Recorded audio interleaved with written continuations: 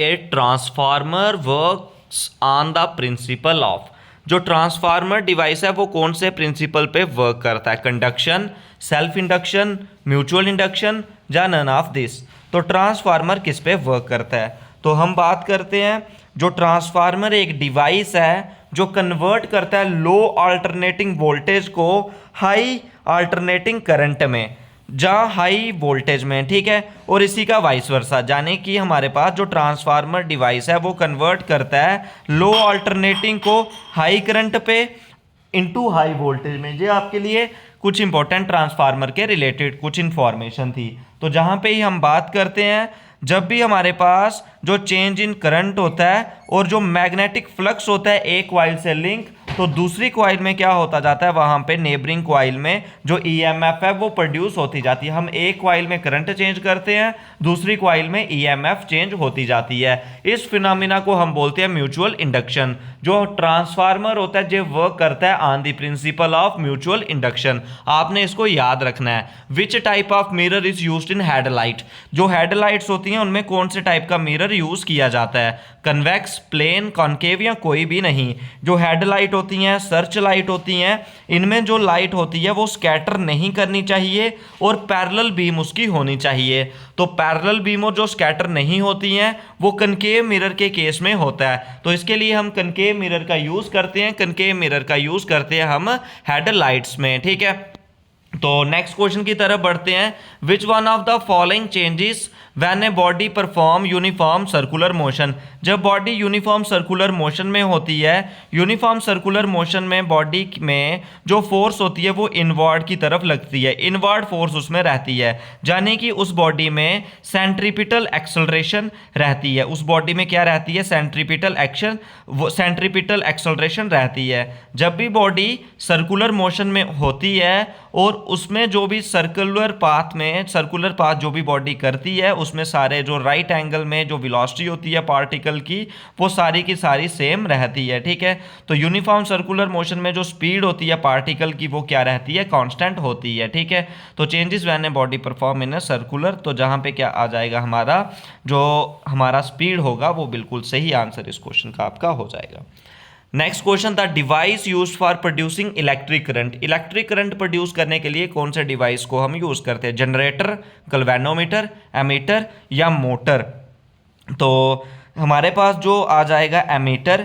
Ammeter हम use करते हैं करंट को मेजर करने के लिए, गैल्वेनोमीटर स्मॉल करंट को मेजर करने के लिए, और जो मोटर होती है, तो मोटर को हम किसके लिए यूज करते हैं? मोटर जो डिवाइस है, इलेक्ट्रिक मोटर एक डिवाइस है जो एक इलेक्ट्रिकल मशीन है जो कन्वर्ट करती है इलेक्ट्रिकल एनर्जी को मैकेनिकल एनर्जी में कन्वर्ट करती है मोटर।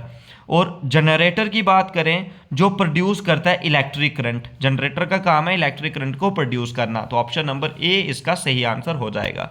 आपके लिए ये इंपॉर्टेंट क्वेश्चंस जीएस के, आपके अपकमिंग जेके एसएसबी एग्जाम्स के लिए, एसएससी एग्जाम्स के लिए काफ़ी इंपॉर्टेंट, बेनिफिशियल और यूजफुल रहने वाले हैं। सभी जो भी हम सेशंस करते हैं, सुबह 8 बजे इंग्लिश का, शाम को 8 बजे जीएस का, आपके अपकमिंग एग्जाम्स के लिए काफ़ी बेनिफिशियल, यूजफुल ये इंपॉर्टेंट क्वेश्चंस हैं। Who discovered nucleus. न्यूक्लियस किसने डिस्कवर करा? थॉमसन, रुदरफोर्ड, चैडविक या रुदरफोर्ड। तो जहाँ पे आपने बताना है अर्नेस्ट रुदरफोर्ड या जेम्स रुदरफोर्ड। तो यहाँ पे हम बात करते हैं जो हमारे पास आ जाएगा इसका की बात करें, जो न्यूक्लियस है, न्यूक्लियस एक स्मॉल सेंट्रल और पॉजिटिव कोर होती है एटम की, और इसको जो डिस्कवर करा था लॉर्ड रुदरफोर्ड ने करा था अपने अल्फा स्कैटरिंग में, ठीक है। जेम्स चैडविक ने न्यूट्रॉन करा था, जे थॉमसन ने इलेक्ट्रॉन करा था। ये आपने याद रखना है। Which while moving from one end to another end inside a solenoid it magnets field. अच्छा, एक मैग्नेट फील्ड, जब सोलेनॉइड में एक क्या होता है कि मैग्नेटिक फील्ड इंक्रीज होती है, डिक्रीज होती है, सेम रहती है, जब पहले इंक्रीज होती है फिर डिक्रीज होती है। तो जहाँ पे हम बात करते हैं जो डेंसिटी है सब्सटेंस की वो क्या डिफाइन करती है? Mass by volume. तो यहाँ पे ही हम बात करते हैं, जो हमारा ये क्वेश्चन हो जाएगा, इसमें जो आपका सही आंसर हो जाएगा इस क्वेश्चन का वो क्या हो जाएगा?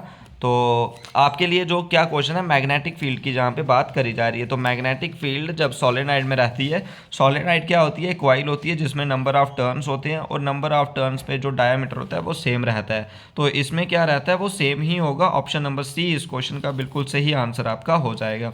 अब चलते हैं हम नेक्स्ट क्वेश्चन की तरफ। बाइल मूव ये हो गया। नेक्स्ट क्वेश्चन आ गया डेंसिटी। तो डेंसिटी का फार्मूला होता है मास बाय वॉल्यूम, ठीक है। तो mass per unit volume, option number B is the right answer. A mobile phone charger is, inverter होता है, यूपीएस होता है, सेटअप स्टेप अप ट्रांसफार्मर या स्टेप डाउन ट्रांसफार्मर। जो मोबाइल फ़ोन चार्जर होता है ये स्टेप डाउन ट्रांसफार्मर होता है। मोबाइल फ़ोन चार्जर ये कंटेन करता है स्टेप डाउन ट्रांसफार्मर, कन्वर्ट करता है इनपुट जो 200 वोल्ट की होती है 2 अप 5 वोल्ट के बीच, और इसमें कॉपर बाइंडिंग ट्रांसफार्मर में यूज़ किया जाता है। जो सेकेंडरी कॉइल होती है इसमें मोर टर्न्स होते हैं प्राइमरी कॉइल के माध्यम से, और इसमें जो आउटपुट वोल्टेज होती है वो बिगर होती है इनपुट से। ये आपने याद रखना है, यानी कि वो क्या होता है हमारे पास step down transformer, option number D. While watching 3D picture we needed to wear magnifying convex या पोलराइड ग्लास। तो उसके लिए हमें पोलराइड ग्लास जो वेयर करने पड़ते हैं। Which famous scientist pose the question if the time travel is possible where are the tourist from the future. तो जहाँ पे क्या बोला है कि अगर टाइम ट्रैवल करे तो कौन से जो रहेंगे जहाँ पे जो क्या रहेंगे tourist, Albert Einstein, James Hawking, Newton या हॉकिंग। तो ये किसका है, हॉकिंग का, ठीक है। तो ब्लैक होल और टाइम मशीन जिन्होंने बनाई थी वो क्या हो जाएगी, Hawking, Steven Hawking is the right answer हो जाएगा, ठीक है। विच of the following scientist gave the law that govern the force of aberration repulsion between two charge particle, charge डफे, फैराडे, आर्किमिडीज या कूलम। तो जहाँ पे हम क्या बात करते हैं, जो कूलम लॉ है इन्होंने ही बात करी थी दोनों बॉडी में अट्रैक्शन और रिपल्शन के बारे में। जो फर्स्ट इक्वेशन है मोशन के वो किस किस के बीच में रिलेशनशिप देती है, position time, position velocity, velocity time, velocity acceleration. तो जो फर्स्ट इक्वेशन ऑफ मोशन है ये है v is equal to U plus A T. तो वेलोसिटी और टाइम, ठीक है, वेलोसिटी और टाइम इसका सही आंसर हो जाएगा। Luminous is the unit of luminous intensity, flux, radioactivity, magnetic flux density. तो इसका सही आंसर हमारा क्या हो जाएगा, ल्यूमिन जो ल्यूमिनस फ्लक्स का एसआई यूनिट हो जाएगा, ठीक है। ल्यूमन जो एसआई यूनिट है ये डिराइव हुआ है कैंडेला से, ठीक है। और जो 7 हमारे यूनिट रहते हैं ये आपने याद रखना है, ठीक है, काफ़ी इंपॉर्टेंट आपके लिए यूनिट हो जाता है, ठीक है। Hydraulic brake work on the principle of, hydraulic brake कौन से प्रिंसिपल पे वर्क करती हैं, बर्नौली, पास्कल या आर्किमिडीज। तो हाइड्रोलिक ब्रेक पास्कल लॉ पे वर्क करती हैं, एयरप्लेन बर्नौलिस पे, शिप्स और सबमरीन आर्किमिडीज पे, ठीक है, ये आपने याद रखना है। How many proton and neutron are present in 92U238, यानी कि यूरेनियम में कितने जो प्रोटॉन और न्यूट्रॉन प्रेजेंट रहते हैं। तो जहाँ पे हम बात करते हैं जो मास है इसका वो 238 हो जाएगा, नंबर ऑफ न्यूट्रॉन इसमें कितने हो जाते हैं 146 हो जाएंगे, और प्रोटॉन कितने हो जाएंगे 92 और 120 46 इज द राइट आंसर इस क्वेश्चन का आ जाएगा, ठीक है। The bluish colour of water in a deep sea is due to, जो ब्लूइश कलर है वाटर का डीप सी में वो किसकी वजह से होता है, presence of algae and other water, refraction, scattering or absorption. तो इसके लिए हमारा क्या हो जाएगा, जो ओशन अपेयर होता है ब्लू जब उसमें वाइट लाइट फॉल करती है सन से, और जो वाटर मॉलिक्यूल्स होते हैं उसमें जो ब्लू लाइट होती है वो स्कैटर कर जाती है और रिफ्लेक्ट कर जाती है जब हमारी आइस में रीच करती है। तो इसमें क्या होता है, जो स्कैटरिंग की वजह से क्या होता है, जो हमें ब्लूइश कलर ऑफ वाटर, पानी का जो ब्लू कलर वो स्कैटरिंग ऑफ लाइट की वजह से दिखता है। Option number C is the right answer. Next question, mechanical energy is the sum of, mechanical energy किसका सम है, kinetic energy and potential energy. Option number C, sum of kinetic and potential energy इस question का बिल्कुल right और correct answer आपका हो जाएगा। Next question दिया है, but will be the velocity of car if it has the initial velocity 25 kilometre प्रति hour and accelerate for 6 seconds with the acceleration of 1.25 metre by seconds की है।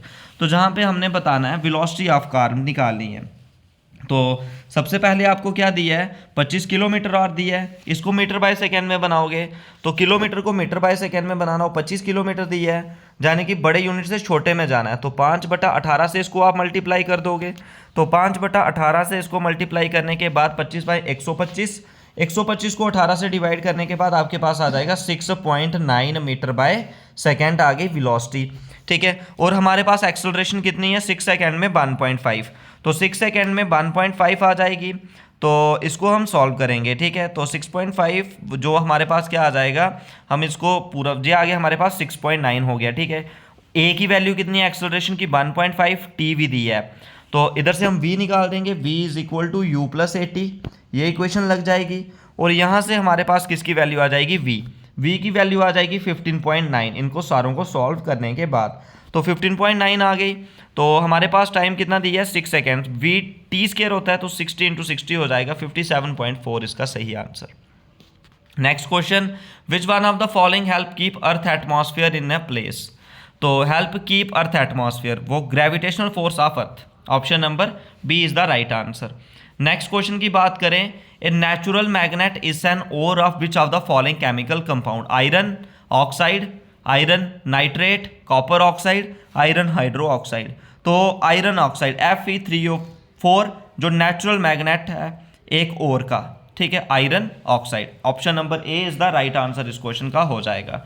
आपको डेली बेसिस पे शाम को 8 बजे जीएस और सुबह 8 बजे इंग्लिश आपके लिए काफ़ी इंपॉर्टेंट है अपकमिंग जेके एसएसबी एसएससी एग्जाम्स के लिए। इसी तरीके के क्वेश्चन आपके एग्जाम में पूछे जाएंगे। अगर इनके रिगार्डिंग कुछ डाउट्स हों तो कमेंट सेक्शन में जरूर पूछें। आज के इस वीडियो में बस इतना ही।